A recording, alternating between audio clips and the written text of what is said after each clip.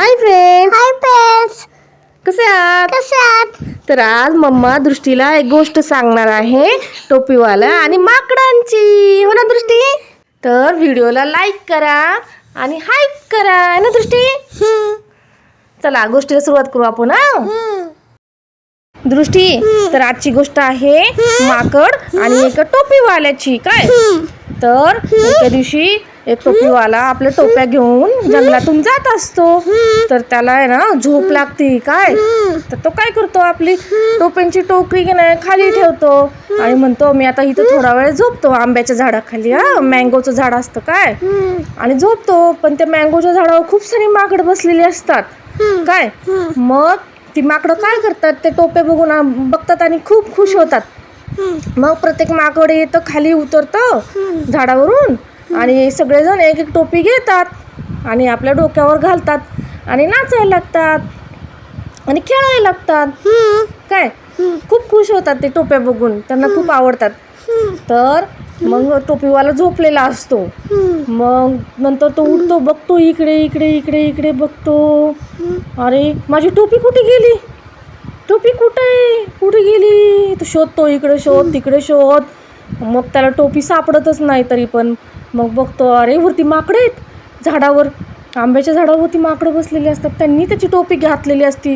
मग तो माकडांना म्हणतो माझी टोपी परत द्या इकडं. ते माकडं काही देत नाहीत. मग ते माकडं टोपीवाल्याला वाकडं दाखवतात, त्याला उलटं बोलतात, आम्ही नाही देणार टोपी तुझी. वाकडं दाखवतात. काय मग आता टोपीवाला म्हणतो आता मी काय करू, माझ्या टोप्या परत कसे घेऊ, काय करू रे बाबा. टोपीवाला आता विचार करतो, मी काय करू आता, कसं करू, माझ्या परिवाराचं पोट कसे भरू, पैसे कुठून आणू मी आता, घरी काय करू मी. मग तो विचार करतो डोकं लावतो. काय दृष्टी आहे की नाही.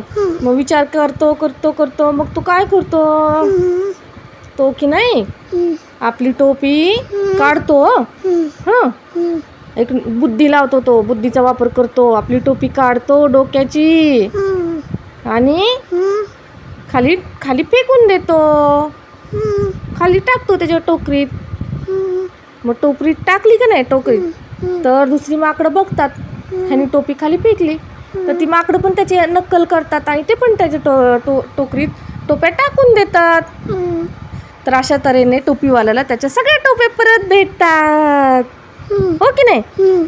मग तो खुश होतो, खूप खुश होतो आणि तो घरी घेऊन जातो, विकायला घेऊन जातो आणि पैसे नेतो घरी. तर अशा तऱ्हेने टोपीवाल्याने कसा बुद्धीचा वापर केला वेळेनुसार, न घाबरता त्याने बुद्धी वापरली आणि त्यांनी एक युक्ती लढवली. त्याच्यामुळे त्याचा प्रॉब्लेम सॉल्व्ह झाला. म्हणूनच कुठलाही प्रॉब्लेम आला, कुठलेही टेन्शन आले, काहीही झालं तरी पण घाबरायचं नाही, आपल्या बुद्धीचा वापर करायचा आणि ते प्रॉब्लेम सॉल्व्ह करायचे. ओके, काय शिकली दृष्टी गोष्टीतून? गुड होती ना गोष्ट? फ्रेंड्सला विचार.